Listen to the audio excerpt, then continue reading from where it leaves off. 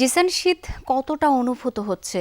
শীতার্ত মানুষদের সহায়তায় স্থানীয় প্রশাসন কি তৎপর আছে? বেলা গড়িয়েছে, সন্ধে নামছে, আবারও কয়েক গুণে জেঁকে বসেছে শীত। বেশ অনুভূত হচ্ছে। এমনিতে দিনের বেলায় সূর্যের দেখা মিলছে না।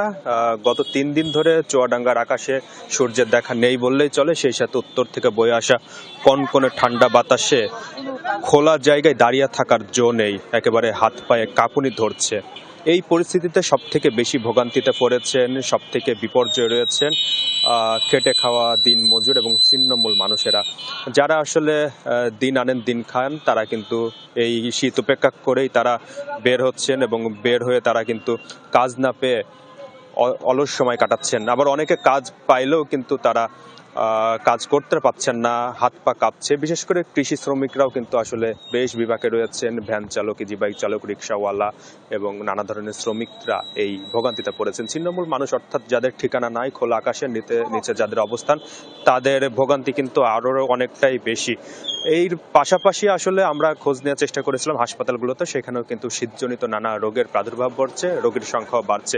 জেলা প্রশাসনের পক্ষ থেকে যেটা জানানো হয়েছে, চুয়াডাঙ্গার 4টি উপজেলায় ইতিমধ্যে 18,000 কম্বল সরকারিভাবে বিতরণ করা হয়েছে এবং বেসরকারি উদ্যোগেও কিন্তু নানা ধরনের উদ্যোগ নেওয়া হয়েছে এবং শীতবস্ত্র, নানা ধরনের কম্বল বিতরণ করা হচ্ছে। এছাড়া নগদ টাকাও এসেছে সরকারিভাবে, সেগুলো থেকেও কম্বল কেনা হবে বলে জেলা প্রশাসক তাদের সহায়তায় মোটামুটি তৎপরতা আছে। অনেক ধন্যবাদ জিসান আপনাকে। এ পর্যায়ে একটু ঠাকুরগাঁয়ের খবর জেনে নিতে চাই।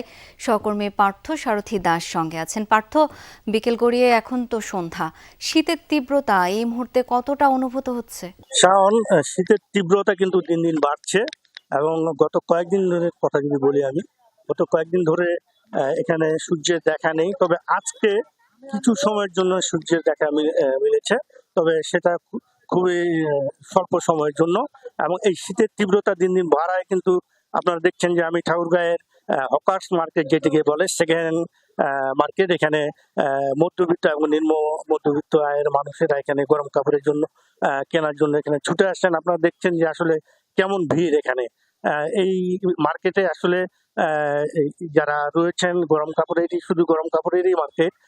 এখানে অনেকে আসছেন গরম কাপড়ের শীতের কাপড় কিনতে। এখানে সুলভ মূল্যে এখানে পাওয়া যাচ্ছে আপনার গরম কাপড়, বিভিন্ন ধরনের শিশু থেকে বয়স্ক মানুষদের বিভিন্ন ধরনের পোশাক এখানে ক্রয় করছেন ক্রেতারা।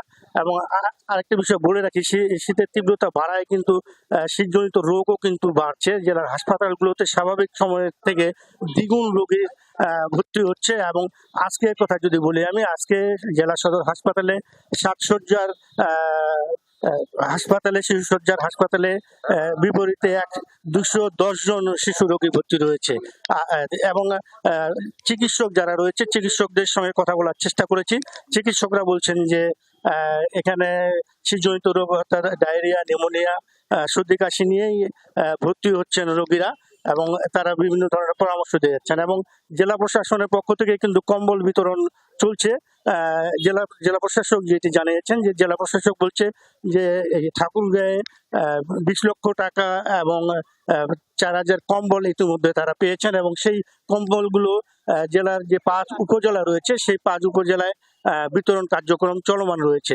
তো জেলা প্রশাসক বলছে যে কেউ যেন কষ্টে যেন না থাকেন, সে বিষয়ে তারা নজরদারি রাখছেন। শাওন। পার্থ, অনেক ধন্যবাদ আপনাকে। রোগ জীবাণু সব জায়গায়, সারাদিন সাবধানে। বাচ্চারা সারাদিন প্রমিস রাখবে? অসম্ভব। এজন্যই ডেটলের নতুন প্রমিস, জীবাণুর বিরুদ্ধে 12 ঘন্টার সুরক্ষা বলয়। ডেটল।